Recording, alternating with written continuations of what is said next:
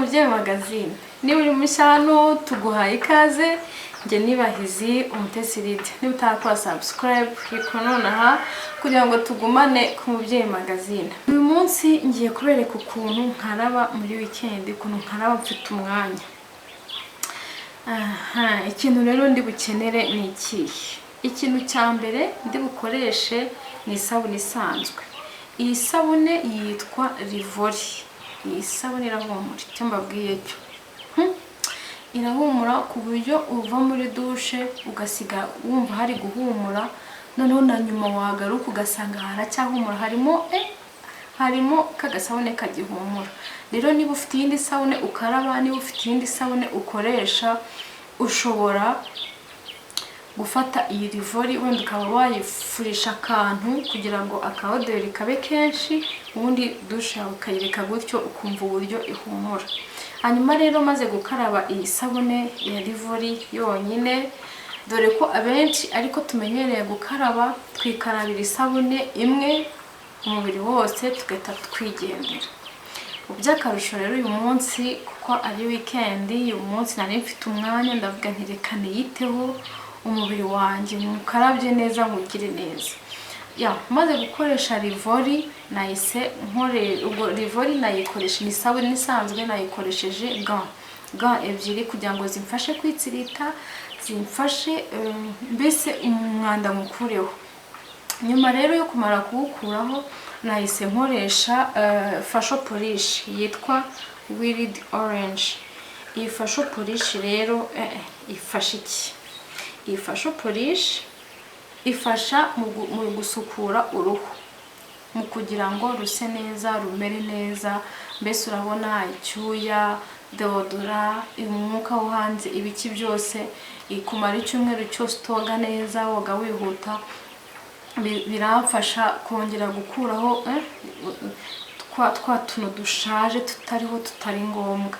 Rero nafashe iyi fasho polish ya Wild Orange, ndayifata nyishyira ku mubiri nkubaho kugira ngo imfashe gusukura neza uruhu rwanjye, nibanda cyane cyane mu kwaha kugira ngo hatirabura kandi mbese hasukuke neza, hamere neza, hahumeke.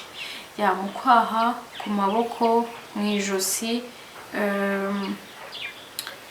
no mu mugongo, mbese ahantu hose wayikoresha, no ku birenge no ku maguru, byose umubiri wose mbese nta kibazo, igufasha kuruhuka. Iyi rero iyi fasho polish ikozwe n'ibintu byinshi cyane, byinshi kandi bifitiye umubiri akamaro. Harimo icyambere vitamine C, harimo na baobab, orange, ipapayi, macadamia, moringa na kakao iri pure. Rero iyi fasho polish ifasha uruhu gusa neza, gusukuka, mbese kugira ngo wongere use neza, mbese ubone uri mushyashya, uruhu rwawe rusa neza, mbese rufite isuku. Ikindi ushobora kuyikoresha nkuko mwabibonye nayikoresheje maze gukaraba uruhu rwanjye rugitose. Kangahe ushobora kuyikoresha kangahe? Ushobora kuyikoresha rimwe cyangwa kabiri mu cyumweru. Ushobora kuyikoresha mu maso, ku ijosi, mu kwaha, umubiri wose, mbese ukagenda umasa gahoro gahoro, wibanda ahantu ushaka ko hasa neza. Nkanjye nibandaga cyane mu kwaha kugira ngo hase neza, cyacyunzwe, cyacyuya, za deodora kugira ngo zivemo, nagiye nkoresha zivemo, noneho zitange umva mbese hahumeke, hamere neza. Abagabo n'abagore rero bashobora kuyikoresha nabo nta kibazo. Maze rero gukoresha iyi fasho polish nakoresheje Palmolive ya Aroma.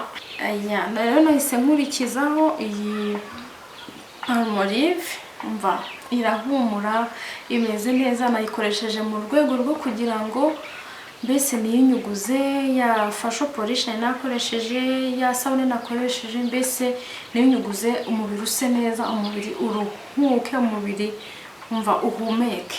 Iyi rero nayikoresheje n'agatambaro kugira ngo uruhu rwanjye ndetse n'urumasa nyuma yo kurikoresha ibintu byinshi, mbere nyuma yo kurushyiraho ibintu byinshi, kugira ngo noneho ndetse n'uri kumasa mererwe neza, mbese numve meze neza umubiri wose.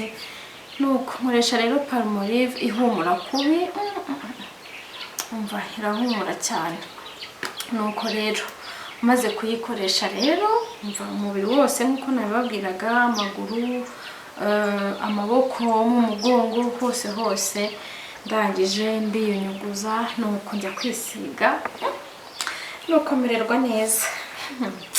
Nuko rero iyo umaze rero gukoresha iriya sabune, donc isabune nakoresheje iriya Palmolive, iriya facial polish, umva nyuma yo kwisiga uba wumva umeze neza, uba wumva uruhutse, uba wumva akabiri kanyerera kameze neza, ko kundi nyine wumva ufite isuku, nta kindi kintu umubiri wawe kiri kutangira ngo kiwubuze guhumeka. Rero ni byiza yuko twiyitaho, tugakaraba tutijabagura, tugakaraba tukiyitaho, mbese iyo uri gukaraba neza umva hose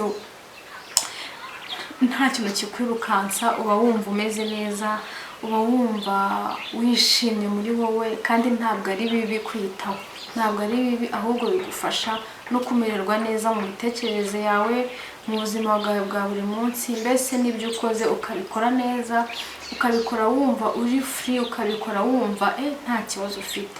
Rero ibintu byo koga twirukanka, ibintu byo koga twijabagura, tugomba kugenda tubigabanya gake gakeya, tukabifatira umwanya, tukavuga tuti none uyu munsi ngiye koga mere neza, nse neza, mpumure, mbese ngayo nguko. Aha mu maso rero ndumva byancitse, sinabemeretse.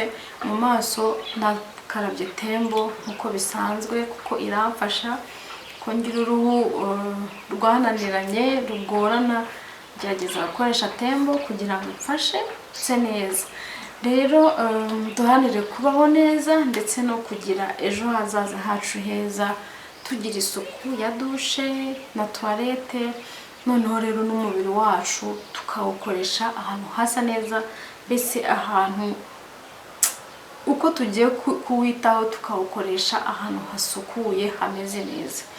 Niba rero ubona iyi video hari mugenzi wawe yagira akamaro, uyimusangize, ukore like, ukore share na subscribe, hanyuma tugumane ku Mubyeyi Magazine.